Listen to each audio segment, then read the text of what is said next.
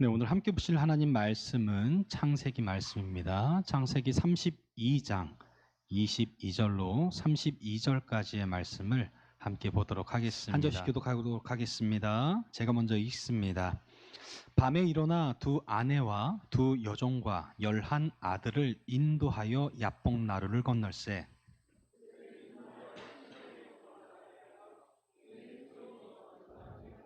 야곱은 홀로 남았더니 어떤 사람이 날이 새도록 야곱과 씨름하다가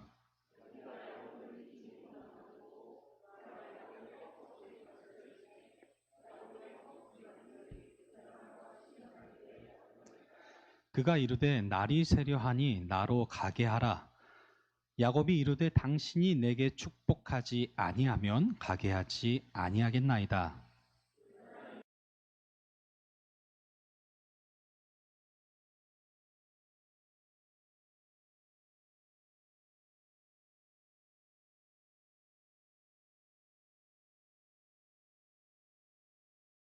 이니라.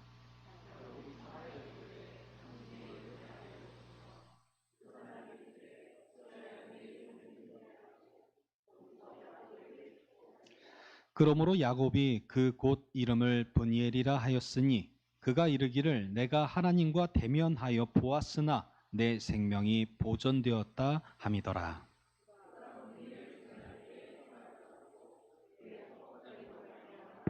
함께 봅니다. 그 사람이 야곱의 허벅지 관절에 있는 둔부에 힘줄을 쳤으므로 이스라엘 사람들이 지금까지 허벅지 관절에 있는 둔부의 힘줄을 먹지 아니하더라. 아멘. 네, 오늘은 말씀 제목이 야곱은 이겼습니다라는 제목으로 말씀을 전하려 합니다. 세월이 정말 빠르게 흐르고 있습니다. 어느덧 한 달 뒤면 새해입니다. 그렇죠. 새해가 되면 우리는 새해 복 많이 받으세요라고 인사하죠. 부모님께 직접 찾아가든지 카톡을 통해서 문자를 통해서 인사 말을 또 전하기도 합니다. 교회에서도 교회에서만의 독특한 인사말이 있습니다. 뭘까요? 샬롬. 네, 샬롬. 평화를 의미하죠. 샬롬 인사합니다. 또 한 가지가 있는데 뭔지 아세요? 승리하세요입니다. 샬롬과 승리하세요라는 인사를 정말 많이 해요. 우리에게는 너무나 익숙하지만 교회를 처음 나오거나 교회를 잘 모르시는 분들은 뭐지? 하십니다. 뭘 승리하라는 걸까? 운동선수도 아니고 시합하는 것도 아닌데 왜 승리하라고 하는 걸까? 잘 되라는 말인가 보다. 그렇게 받아들이고 우리도 사실 그렇게 비슷하게 받아들이는지 모르겠습니다. 집사님, 승리하세요. 권사님, 승리하세요. 성공하세요. 승진하세요. 대박나세요. 이렇게 연결이 되죠. 네. 원하는 바를 꼭 이루라는 그런 의미 정도로 사용하지는 않으시는지 잘 모르겠습니다. 과연 성경이 말하는 승리가 어떤 의미일까요? 그런 의미일까요? 오늘 본문 야곱이 승리한 일화가 기록되어 있습니다. 하나님께서 야곱에게 야곱아 네가 이겼다 이렇게 말씀하셨죠. 이 말씀 속에서 우리는 성경이 말하는 승리가 무엇인지를 알 수가 있습니다. 오늘 이 시간 우리 모두 야복 나루로 가서 무엇이 성경이 말하는 진정한 승리인지를 함께 알아보려고 합니다. 자, 본문의 배경은 이래요. 220년간의 그 타향살이를 정리하고 이제 고향 땅으로 돌아오던 야곱, 형 에서가 400명을 거느리고 다가온다는 소식을 전해 듣게 됩니다. 두려움에 떨어요.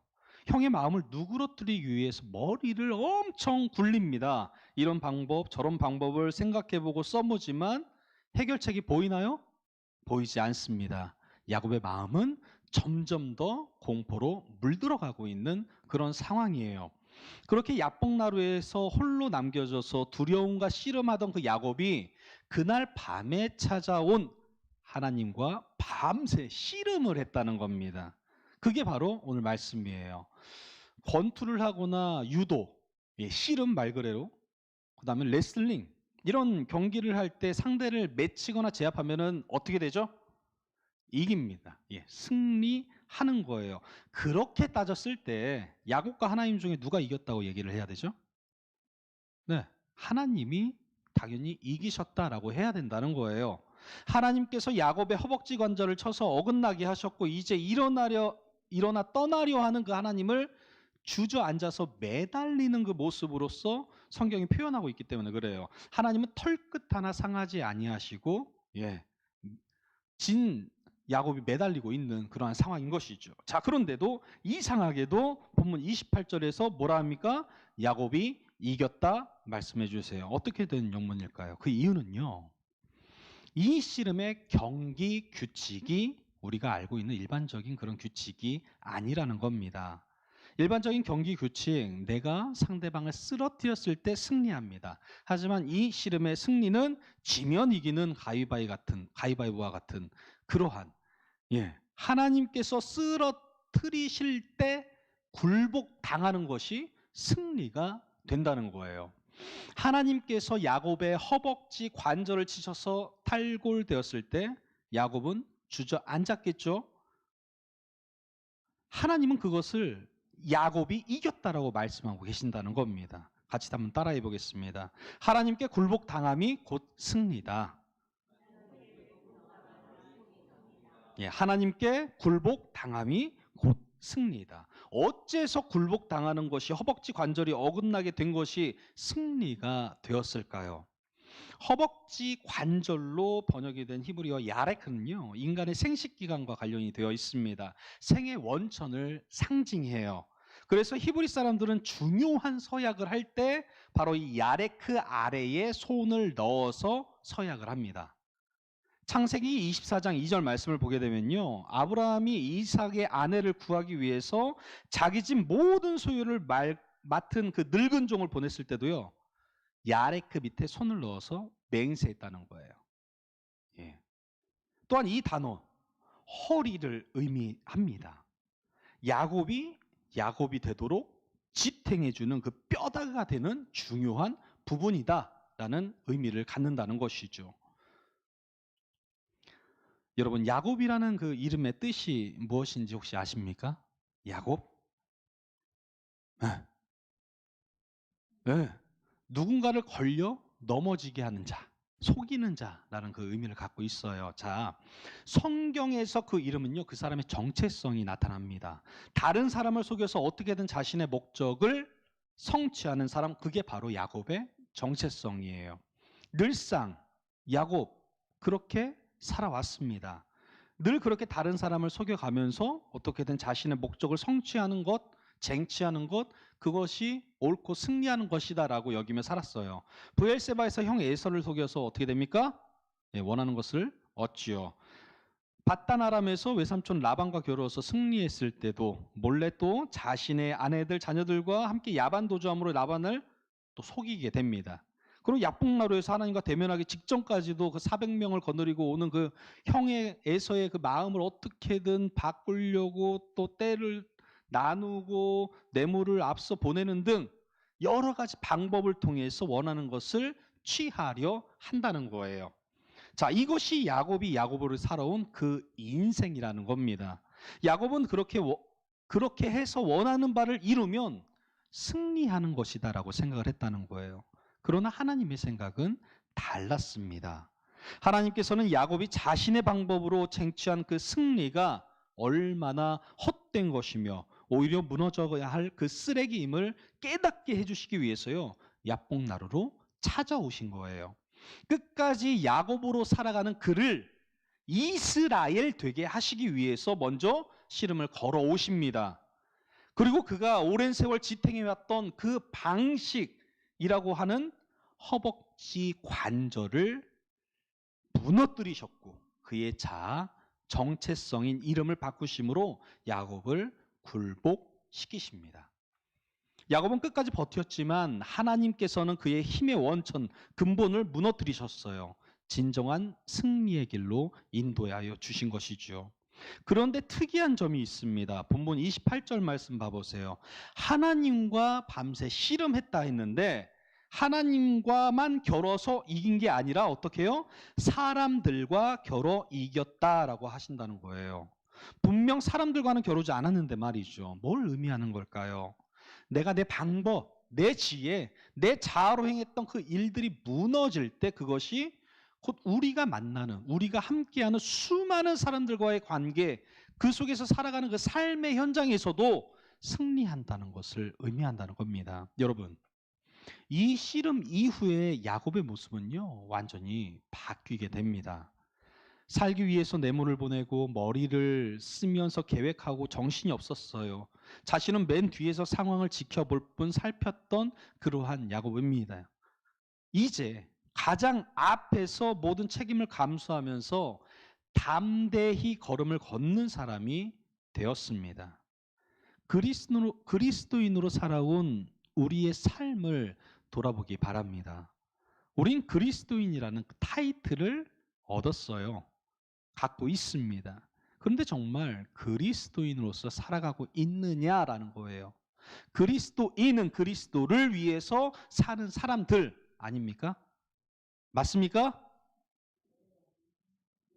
나를 위해서 사는 사람이 아니에요. 그리스도를 위해서 사는 사람이 그리스도인입니다. 그게 바로 우리의 정체성이라는 겁니다. 그리스도인 최진우예요. 맞지 않습니까? 그런데 타이틀만 얻었을 뿐 여전히 야곱으로 살고 있지 않느냐라는 겁니다. 우리의 삶 속에서 야곱으로 산다는 게 무슨 의미입니까? 우리가 바라는 그것을 어떻게든 어떤 방법으로든 이루면은 승리인 줄 안다는 거예요. 우리는 착각합니다. 바라던 그 소원이 이루어지는 것이 승리라고 생각하고 있어요. 원하는 것을 갖는 것, 쟁취하는 것, 이루는 것. 하지만 하나님께서 알려주시고 가르쳐 주시는 것이 아니라면, 하나님의 뜻이 아니라면 그것은 진정 옳지 않다는 겁니다. 승리하는 것이 아니라는 거예요. 교회를 볼 때 어떻습니까? 어떤 이들은 교회 사람들이 정말 많이 드나들어야 된다. 좋은 환경으로 바뀌어야 된다. 교회의 사이즈가 커지는 것이 승리라고 생각을 합니다. 맞나요? 그럴까요? 하나님께서는 그 모든 방법을 야곱이라고 칭하신다는 거예요. 자, 너 스스로 머리를 굴려서 하나님의 말씀을 넘나들며 이겼던 그 모든 이득은 세상 속에서 승리일지는 모르지만 내 앞에선 하나도 승리가 아니란다 라고 말씀하시는 거 아닌가요? 오히려 그 고집, 그 방법, 그 치밀하고 견고했던 자기의라는 정체성이 하나님께 의하여 무참히 무너지고 하나님께 의존하고 하나님의 그 때를 기다리는 것, 그것이 바로 승리라고 말씀해 주시는 것입니다. 여러분, 무엇을 위해서 기도하시며 간구하십니까? 이렇게 연말이 다가오면 지금 이때쯤 우리는 내년을 계획하고 새로운 목표와 함께 기도 제목을 생각합니다. 적어보기도 하죠. 불행한 현실은 우리는 대부분 하나님, 어떠한 부분에서 여전히 제가 주인이 되고 있는, 주인 행세를 하고 있는데 올해 이 부분이 무너지게 해주세요. 너무나도 견고한 저희 허벅지 관절을 치셔서 당신이 주인이 되는 그러한 삶을 살아가게 해주세요. 내 모든 삶의 영역이 주님이기를, 주님으로 바뀌어지기를 원합니다. 이게 바로 우리가 해야 할 기도 제목인데 이렇게 기도하지 않고 어떻게 기도합니까? 주세요, 해주세요 아닌가요? 건강을 허락해 주세요. 건강을 주세요. 네, 영육간의 강건함을 주세요. 자녀를 갖게 해 주세요. 돈 많이 벌게 해 주세요.